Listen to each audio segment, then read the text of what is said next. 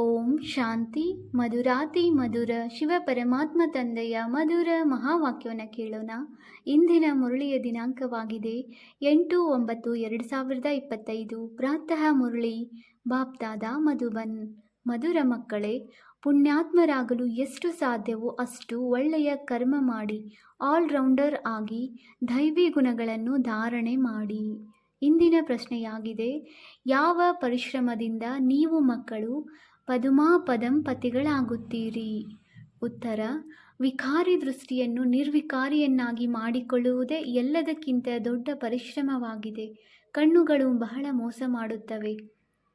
ಕಣ್ಣುಗಳನ್ನು ನಿರ್ವಿಕಾರಿಯನ್ನಾಗಿ ಮಾಡಿಕೊಳ್ಳಲು ತಂದೆಯು ಯುಕ್ತಿಯನ್ನು ತಿಳಿಸಿದ್ದಾರೆ. ಮಕ್ಕಳೇ, ಆತ್ಮಿಕ ದೃಷ್ಟಿಯಿಂದ ನೋಡಿ, ದೇಹವನ್ನು ನೋಡಬೇಡಿ.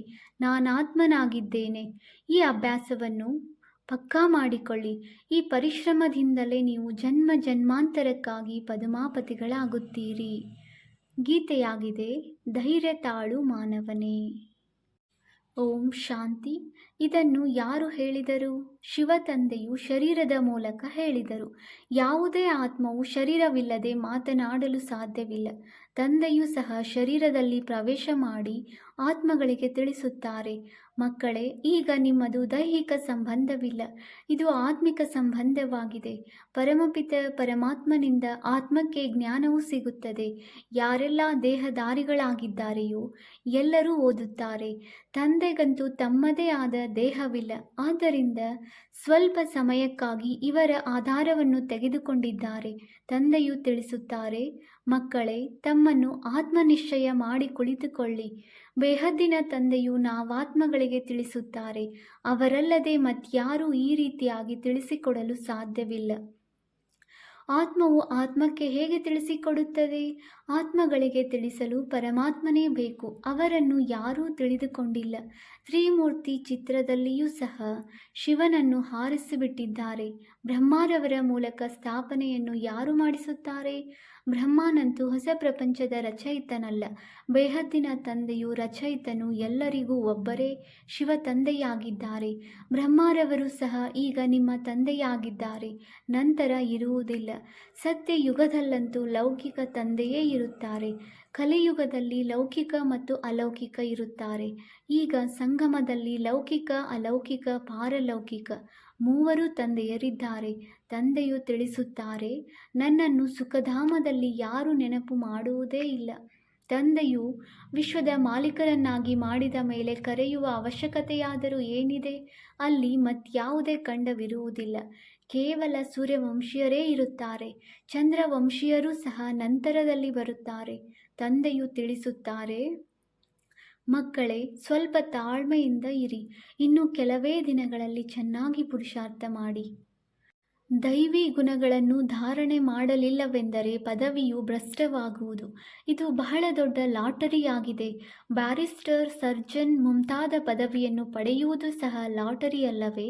ಬಹಳಷ್ಟು ಹಣ ಸಂಪಾದನೆ ಮಾಡುತ್ತಾರೆ. ಅನೇಕರ ಮೇಲೆ ಅಧಿಕಾರ ನಡೆಸುತ್ತಾರೆ.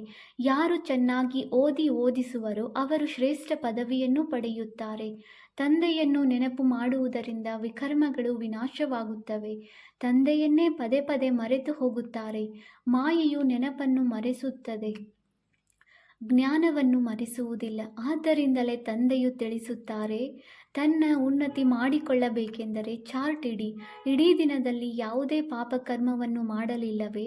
ಇಲ್ಲವಾದರೆ 100ಕ್ಕೆ 100 ಪಟ್ಟು ಪಾಪವಾಗುವುದು. ಯಜ್ಞದ ಸಂಭಾಲನೆ ಮಾಡುವವರು ಕುಳಿತಿದ್ದಾರೆ. ಅವರ ಸಲಹೆಯಂತೆ ಮಾಡಿ. ಬಾಬಾ ಎಲ್ಲಿಯಾದರೂ ಕೂರಿಸಿ, ಏನನ್ನಾದರೂ ತಿನ್ನಿಸಿ ಎಂದು ಹೇಳುತ್ತೀರಿ. ಅಂದಾಗ ಮತ್ತೆಲ್ಲ ಆಸೆಗಳನ್ನು ಬಿಡಬೇಕು. ಇಲ್ಲವಾದರೆ ಪಾಪವಾಗುತ್ತಾ ಹೋಗುವುದು. ಆತ್ಮವು ಹೇಗೆ ಪವಿತ್ರವಾಗುತ್ತದೆ?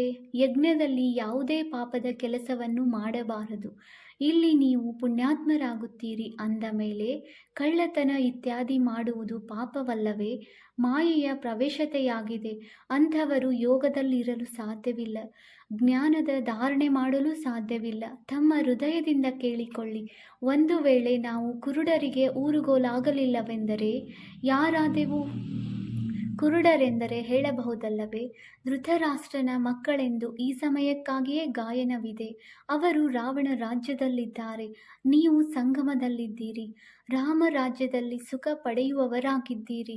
ಪರಮಪಿತ ಪರಮಾತ್ಮನು ಹೇಗೆ ಸುಖವನ್ನು ಕೊಡುತ್ತಾರೆ ಎಂದು ಯಾರ ಬುದ್ಧಿಯಲ್ಲಿಯೂ ಬರುವುದಿಲ್ಲ.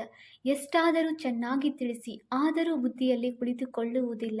ತನ್ನನ್ನು ಆತ್ಮನೆಂದು ತಿಳಿದಾಗಲೇ ಪರಮಾತ್ಮನ ಜ್ಞಾನವನ್ನು ತಿಳಿದುಕೊಳ್ಳಲು ಸಾಧ್ಯ.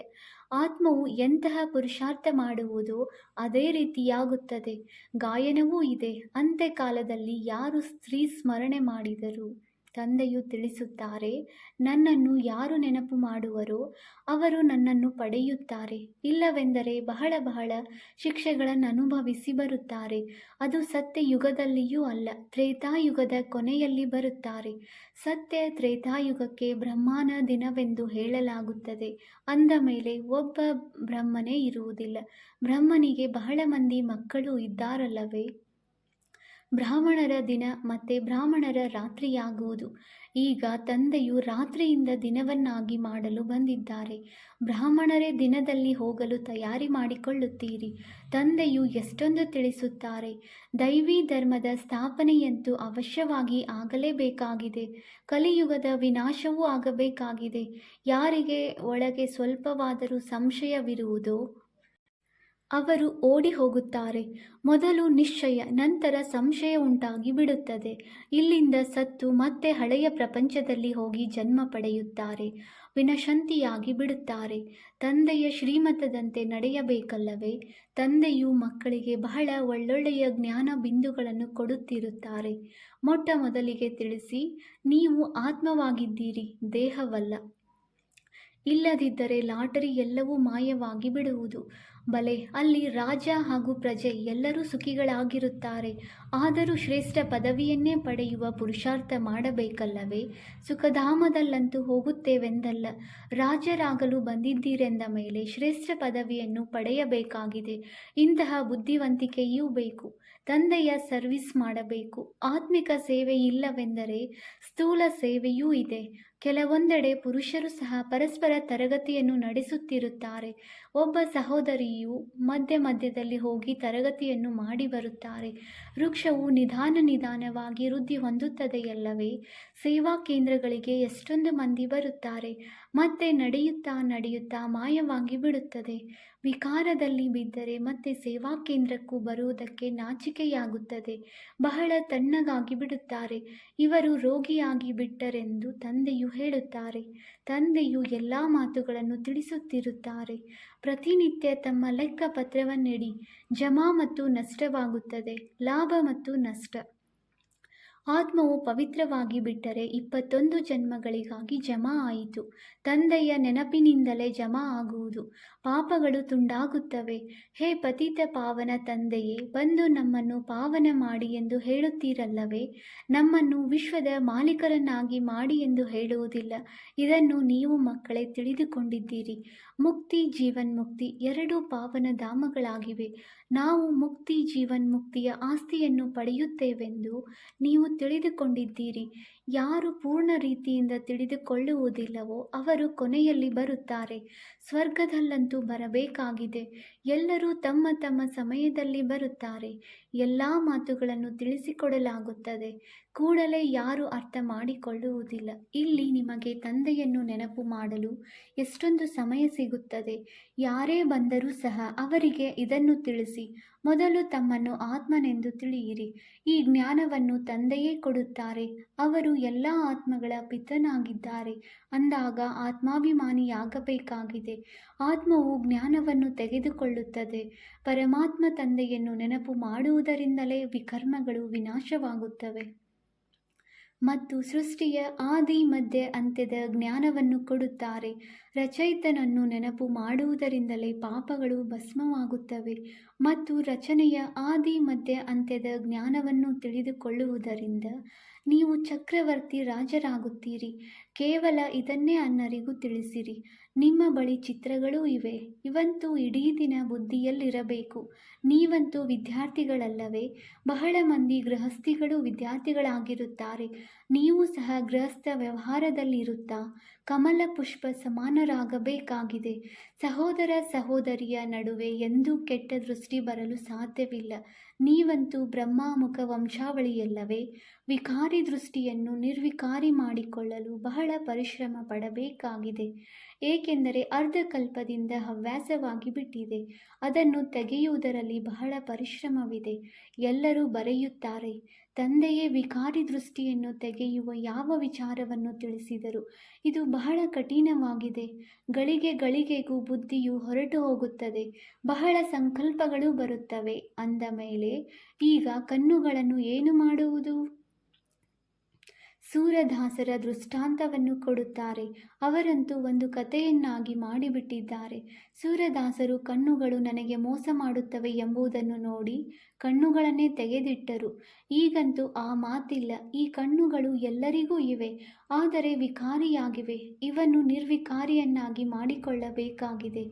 ಮನೆಯಲ್ಲಿದ್ದು ಇದನ್ನು ಮಾಡುವುದು ಸಾಧ್ಯವಿಲ್ಲವೆಂದು ಮನುಷ್ಯರು ತಿಳಿಯುತ್ತಾರೆ. ಆದರೆ ತಂದೆಯು ತಿಳಿಸುತ್ತಾರೆ, ಇದು ಸಾಧ್ಯತೆ ಇದೆ. ಏಕೆಂದರೆ ಬಹಳ ಸಂಪಾದನೆ ಇದೆ. ನೀವು ಜನ್ಮ ಜನ್ಮಾಂತರಕ್ಕಾಗಿ ಪದ್ಮಾಪತಿಗಳಾಗುತ್ತೀರಿ. ಅಲ್ಲಿ ಲೆಕ್ಕವೇ ಇರುವುದಿಲ್ಲ. ಇತ್ತೀಚೆಗೆ ತಂದೆಯು ಪದ್ಮಾಪತಿ, ಪದ್ಮಾವತಿ ಎಂದೇ ಹೆಸರನ್ನಿಟ್ಟು ಬಿಡುತ್ತಾರೆ. ನೀವು ಎಣಿಸಲಾರದಷ್ಟು ಪದ್ಮಾಪತಿಗಳಾಗುತ್ತೀರಿ. ಅಲ್ಲಿ ಎಣಿಕೆಯೇ ಇರುವುದಿಲ್ಲ. ಯಾವಾಗ ರೂಪಾಯಿ ಮುಂತಾದ ಪೈಸೆಗಳು ಬರುತ್ತವೆ ಆಗ ಎಣಿಕೆ ಮಾಡಲಾಗುತ್ತದೆ. ಸತ್ಯಯುಗದಲ್ಲಿ ಚಿನ್ನ ಬೆಳ್ಳಿಯ ನಾಣ್ಯಗಳು ಚಲಾವಣೆಯಲ್ಲಿರುತ್ತದೆ. ಮೊದಲು ರಾಮ ಸೀತೆಯರ ನಾಣ್ಯಗಳು ಸಿಗುತ್ತಿತ್ತು. ಬಾಕಿ ಸೂರ್ಯವಂಶಿ ರಾಜಧಾನಿಯ ನಾಣ್ಯಗಳನ್ನೆಂದೂ ನೋಡಿಲ್ಲ. ಚಂದ್ರವಂಶಿಯ ನಾಣ್ಯಗಳನ್ನು ನೋಡುತ್ತಲೇ ಬಂದೆವು. ಮೊದಲಂತೂ ಎಲ್ಲವೂ ಚಿನ್ನದ ನಾಣ್ಯಗಳೇ ಇತ್ತು. ನಂತರ ಬೆಳ್ಳಿಯದು. ಈ ತಾಮ್ರ ಇತ್ಯಾದಿಗಳೆಲ್ಲವೂ ಈಗೀಗ ಬಂದಿವೆ. ಈಗ ನೀವು ಮಕ್ಕಳು ತಂದೆಯಿಂದ ಪುನಃ ಆಸ್ತಿಯನ್ನು ಪಡೆಯುತ್ತೀರಿ. ಸತ್ಯಯುಗದಲ್ಲಿ ಯಾವ ರೀತಿ ಪದ್ಧತಿಗಳು ನಡೆಯಬೇಕೋ ಅದು ನಡೆಯುತ್ತದೆ. ನೀವು ತಮ್ಮ ಪುರುಷಾರ್ಥ ಮಾಡಿ. ಸ್ವರ್ಗದಲ್ಲಿ ಬಹಳ ಕೆಲವರೇ ಇರುತ್ತಾರೆ. ದೀರ್ಘಾಯಸ್ಸು ಇರುತ್ತದೆ. ಅಕಾಲ ಮೃತ್ಯುವಿರುವುದಿಲ್ಲ. ನಾವು ಕಾಲನ ಮೇಲೆ ಜಯ ಗಳಿಸುತ್ತೇವೆಂದು ತಿಳಿಯುತ್ತೀರಿ. ಸಾಯುವ ಕೆಲಸವೇ ಇರುವುದಿಲ್ಲ. ಅದಕ್ಕೆ ಅಮರ ಲೋಕವೆಂದು, ಇದಕ್ಕೆ ಮೃತ್ಯು ಲೋಕವೆಂದು ಹೇಳಲಾಗುತ್ತದೆ. ಅಮರ ಲೋಕದಲ್ಲಿ ಹಾಹಾಕಾರವಿರುವುದಿಲ್ಲ. ಯಾರಾದರೂ ವೃದ್ಧರು ಮರಣ ಹೊಂದಿದರೆ ಹೋಗಿ ಚಿಕ್ಕ ಮಗುವಾಗುವರೆಂದು ಇನ್ನೂ ಖುಷಿಯಾಗುತ್ತದೆ. ಇಲ್ಲಂತೂ ಸಾಯುವಾಗಲೂ ಅಳತೊಡಗುತ್ತಾರೆ. ನಿಮಗೆ ಎಷ್ಟು ಒಳ್ಳೆಯ ಜ್ಞಾನವೂ ಸಿಗುತ್ತದೆ. ಅಂದ ಮೇಲೆ ಎಷ್ಟೊಂದು ಧಾರಣೆ ಇರಬೇಕು. ಅನ್ಯರಿಗೂ ತಿಳಿಸಬೇಕಾಗಿದೆ. ನಾವು ಆತ್ಮಿಕ ಸೇವೆಯನ್ನು ಮಾಡಲು ಬಯಸುತ್ತೇವೆಂದು ತಂದೆಗೆ ಯಾರಾದರೂ ಹೇಳಿದರೆ ಕೂಡಲೇ ತಂದೆಯು ಹೇಳುತ್ತಾರೆ, ಭಲೆ ಮಾಡಿರಿ. ತಂದೆಯು ಯಾರನ್ನೂ ನಿರಾಕರಿಸುವುದಿಲ್ಲ.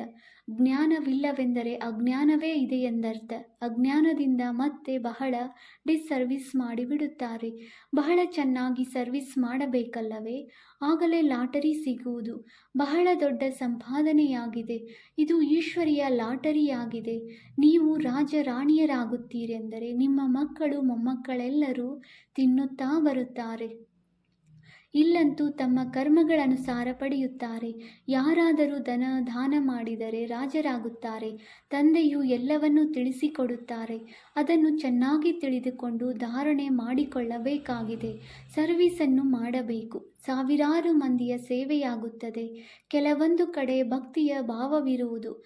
ಬಹಳ ಒಳ್ಳೆಯವರಿರುತ್ತಾರೆ. ಬಹಳ ಭಕ್ತಿ ಮಾಡಿದ್ದರೆ ಜ್ಞಾನವು ನಾಟುತ್ತದೆ. ಚಹರೆಯಿಂದಲೇ ಅರ್ಥವಾಗುವುದು. ಕೇಳುತ್ತಾ ಖುಷಿಯಾಗುತ್ತಿರುತ್ತಾರೆ. ಯಾರು ಅರ್ಥ ಮಾಡಿಕೊಳ್ಳುವುದಿಲ್ಲವೋ ಅವರು ಅಲ್ಲಿ ಇಲ್ಲಿ ನೋಡುತ್ತಿರುತ್ತಾರೆ ಮತ್ತು ಕಣ್ಣನ್ನು ಮುಚ್ಚಿ ಕುಳಿತುಕೊಳ್ಳುತ್ತಾರೆ. ತಂದೆಯು ಎಲ್ಲವನ್ನೂ ನೋಡುತ್ತಾರೆ. ಒಂದು ವೇಳೆ ಯಾರಿಗೂ ತಿಳಿಸಿಕೊಡಲಿಲ್ಲವೆಂದರೆ ಏನನ್ನೂ ತಿಳಿದುಕೊಂಡಿಲ್ಲವೆಂದರ್ಥ. ಒಂದು ಕಿವಿಯಿಂದ ಕೇಳಿ ಇನ್ನೊಂದು ಕಿವಿಯಿಂದ ಬಿಟ್ಟು ಬಿಡುತ್ತಾರೆ. ಇದು ಬೇಹದ್ದಿನ ತಂದೆಯಿಂದ ಬೇಹದ್ದಿನ ಆಸ್ತಿಯನ್ನು ತೆಗೆದುಕೊಳ್ಳುವ ಸಮಯವಾಗಿದೆ. ಈಗ ಎಷ್ಟು ತೆಗೆದುಕೊಳ್ಳುವಿರೋ ಅದು ಜನ್ಮ ಜನ್ಮಾಂತರ ಕಲ್ಪ ಕಲ್ಪಾಂತರವೂ ಸಿಗುವುದು. ಇಲ್ಲವಾದರೆ ಮತ್ತೆ ಕೊನೆಯಲ್ಲಿ ಬಹಳ ಪಶ್ಚಾತ್ತಾಪ ಪಡುವಿರಿ ಮತ್ತು ಎಲ್ಲರಿಗೂ ಸಾಕ್ಷಾತ್ಕಾರವಾಗುವುದು. ನಾವು ಸಂಪೂರ್ಣ ಓದಲಿಲ್ಲ, ಆದ್ದರಿಂದ ನೆನಪು ಮಾಡಲು ಸಾಧ್ಯವಿಲ್ಲ ಅಂದ ಮೇಲೆ ಹೋಗಿ ಏನಾಗುವರು? ನೌಕರ, ಚಾಕರ, ಸಾಧಾರಣ ಪ್ರಜೆ. ಈಗ ರಾಜಧಾನಿಯು ಸ್ಥಾಪನೆಯಾಗುತ್ತಿದೆ. ಹೇಗೆ ಮಾಡುತ್ತಾರೆಯೋ ಅದರನುಸಾರ ಫಲ ಸಿಗುತ್ತದೆ. ಹೊಸ ಪ್ರಪಂಚಕ್ಕಾಗಿ ಕೇವಲ ನೀವೇ ಪುರುಷಾರ್ಥ ಮಾಡುತ್ತಿದ್ದೀರಿ. ಮನುಷ್ಯರು ದಾನ ಪುಣ್ಯ ಮಾಡುತ್ತಾರೆ, ಅದು ಸಹ ಹೊಸ ಪ್ರಪಂಚಕ್ಕಾಗಿ. ಇದಂತೂ ಸಾಮಾನ್ಯ ಮಾತಾಗಿದೆ. ನಾವು ಒಳ್ಳೆಯ ಕೆಲಸವನ್ನು ಮಾಡುತ್ತೇವೆಂದರೆ ಅದರ ಫಲವು ಇನ್ನೊಂದು ಜನ್ಮದಲ್ಲಿ ಸಿಗುತ್ತದೆ. ನಿಮ್ಮದಂತೂ 21 ಜನ್ಮಗಳ ಮಾತಾಗಿದೆ. ಎಷ್ಟು ಸಾಧ್ಯವೋ ಅಷ್ಟು ಒಳ್ಳೆಯ ಕರ್ಮ ಮಾಡಿ ಆಲ್ರೌಂಡರ್ ಆಗಿ. ಮೊದಲು ನಂಬರ್ 1 ಜ್ಞಾನಿ ಆತ್ಮ ಮತ್ತು ಯೋಗಿ ಆತ್ಮನಾಗಬೇಕು. ಜ್ಞಾನಿಗಳೂ ಬೇಕು. ಭಾಷಣಕ್ಕಾಗಿ ಯಾರು ಎಲ್ಲ ಪ್ರಕಾರದ ಸರ್ವಿಸ್ ಮಾಡುವರೋ ಅಂತಹ ಮಹಾರಥಿಗಳನ್ನು ಕರೆಸುತ್ತಾರಲ್ಲವೇ, ಇದರಿಂದ ಪುಣ್ಯವಂತೂ ಆಗಿಯೇ ಆಗುತ್ತದೆ. 4 ವಿಷಯಗಳು ಇವೆಯಲ್ಲವೇ? ಯೋಗದಲ್ಲಿದ್ದು ಯಾವುದೇ ಕರ್ಮ ಮಾಡಿದರೆ ಒಳ್ಳೆಯ ಅಂಕಗಳು ಸಿಗುತ್ತವೆ. ತಮ್ಮ ಹೃದಯದಿಂದ ಕೇಳಿಕೊಳ್ಳಿ, ನಾವು ಸರ್ವಿಸ್ ಮಾಡುತ್ತೇವೆಯೇ ಅಥವಾ ಕೇವಲ ತಿನ್ನುತ್ತೇವೆ ಮಲಗುತ್ತೇವೆಯೇ? ಇಲ್ಲಂತೂ ಇದು ವಿದ್ಯೆಯಾಗಿದೆ, ಮತ್ಯಾವುದರ ಮಾತಿಲ್ಲ. ನೀವು ಮನುಷ್ಯರಿಂದ ದೇವತೆ, ನರನಿಂದ ನಾರಾಯಣನಾಗುತ್ತೀರಿ.